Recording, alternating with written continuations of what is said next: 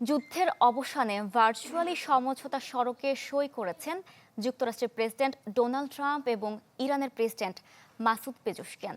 এরই মধ্যে কার্যকর করা শুরু হয়েছে বলে জানায় উভয় পক্ষ।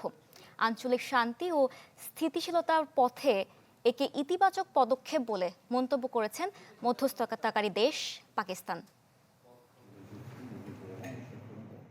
দীর্ঘস্থায়ী উত্তেজনা ও সংঘাত নিরসনে ঐতিহাসিক সমঝোতা স্মারকে সই ডোনাল্ড ট্রাম্প ও ইরানের প্রেসিডেন্ট মাসুদ পেজেশকিয়ানের। উভয় পক্ষ নিশ্চিত করেছে এরই মধ্যে কার্যকর হতে শুরু করেছে সমঝোতাটি। মার্কিন প্রশাসনের কর্মকর্তারা জানান, চুক্তিতে ইরানের পারমাণবিক অস্ত্র অর্জন না করার প্রতিশ্রুতি অন্তর্ভুক্ত রয়েছে।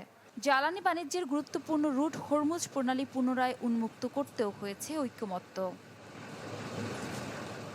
চুক্তি সইয়ের পরবর্তী ৬০ দিন পারস্য উপসাগর থেকে ওমান সাগর এবং বিপরীতমুখী বাণিজ্যিক জাহাজগুলোর নিরাপদ যাতায়াত নিশ্চিতের ঘোষণা দিয়েছে ইরান। বলা হয়, এই সময়ে কোনো অতিরিক্ত ফি বা চার্জ আরোপ করা হবে না।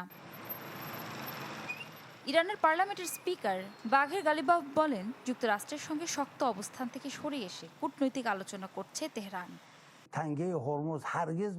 যুদ্ধের সময় আমি একটি টুইটে লিখেছিলাম যে হরমুজ প্রণালী আর কখনো আগের অবস্থায় ফিরে যাবে না, এবং আমি আজও সেই মত পোষণ করি। তবে এর মানে এই নয় যে আমরা আন্তর্জাতিক আইন বা নৌ চলাচলের প্রতিষ্ঠিত নিয়মকানুন উপেক্ষা করতে চাই। চুক্তির গুরুত্বপূর্ণ অংশ ইরান পুনর্গঠন ও অর্থনৈতিক উন্নয়ন। আঞ্চলিক অংশীদারদের সঙ্গে মিলে কমপক্ষে ৩০০ বিলিয়ন মার্কিন ডলারের একটি পুনর্গঠন ও উন্নয়ন পরিকল্পনা বাস্তবায়নের প্রতিশ্রুতি দিয়েছে যুক্তরাষ্ট্র। প্রাথমিকভাবে ডিজিটাল পদ্ধতিতে সই হলেও কয়েকদিনের মধ্যে সুইজারল্যান্ডে হবে আনুষ্ঠানিক স্বাক্ষর অনুষ্ঠান।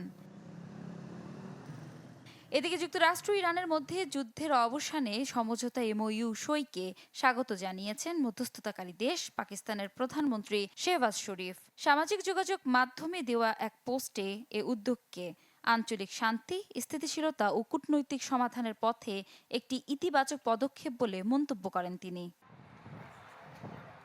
বিশ্লেষকদের মতে, সমঝোতা কার্যকর হলে মধ্যপ্রাচ্যে দীর্ঘদিনের অস্থিরতা কমতে পারে। তবে এর বাস্তবায়ন এবং সংশ্লিষ্ট পক্ষের প্রতিশ্রুতি রক্ষাই এখন বড় চ্যালেঞ্জ।